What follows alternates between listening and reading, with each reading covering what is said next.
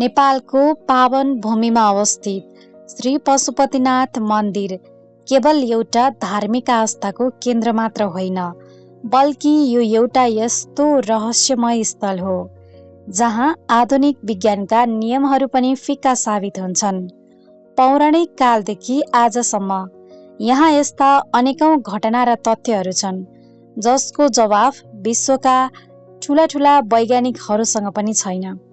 आजको यो भिडियोमा हामी सनातन रहस्य मार्फत पशुपतिनाथ मन्दिरका 5 यस्ता अनुत्तरित रहस्यहरूको पर्दाफास गर्नेछौँ जसले तपाईको सोच्ने तरिका बदल्छ।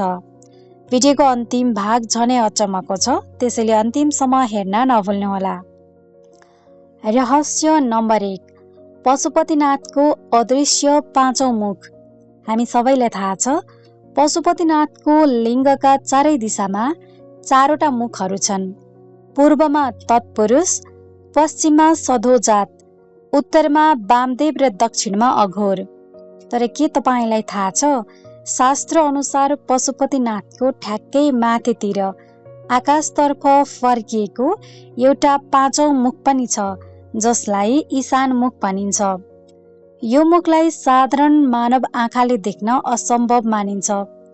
अचम्मको कुरा के छ भने आधुनिक विज्ञानले पनि ऊर्जाको प्रवाह सधैँ माथितिर हुने कुरा स्वीकार गर्छ र पशुपतिनाथको यो 5औं मुखलाई अनन्त ब्रह्माण्डीय ऊर्जाको केन्द्र मानिन्छ।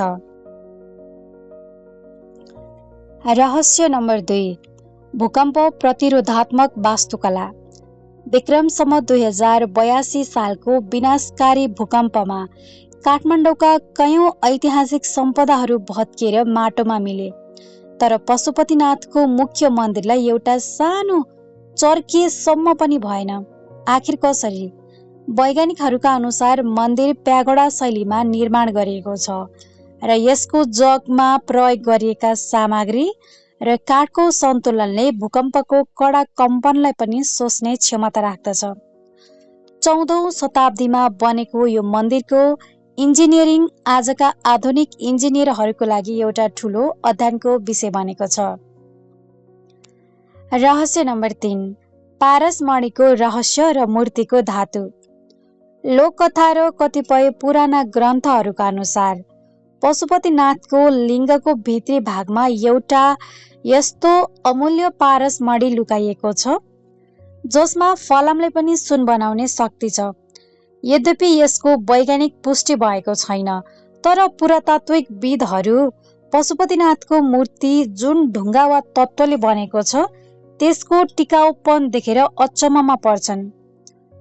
शताब्दीऔंदेखि दैनिक रूपमा जल, दूध, पञ्चामृत र कडा द्रव्यहरू चढाइँदा पनि त्यो मूर्तिमा कति पनि खिने वा रासायनिक प्रतिक्रिया भएको देखिँदैन।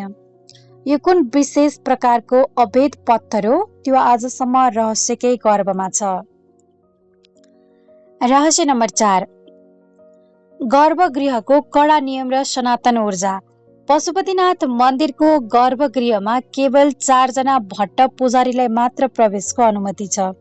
यहाँ चढाइने पञ्चामृत र गरिने विशेष गुप्त पूजाहरूको विधि कहिल्यै बाहिर सार्वजनिक गरिँदैन।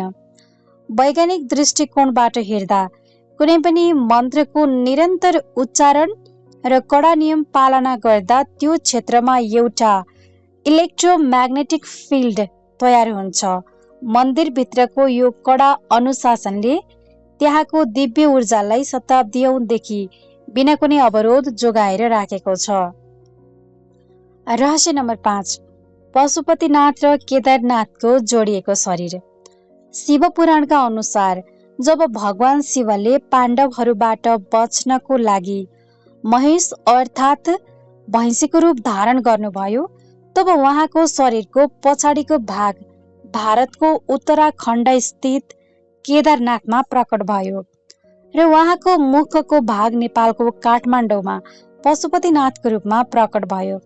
त्यसैले केदारनाथ र पशुपतिनाथ मन्दिरलाई एउटै पूर्ण शिवलिङ्गको 2वटा पाटा मानिन्छ।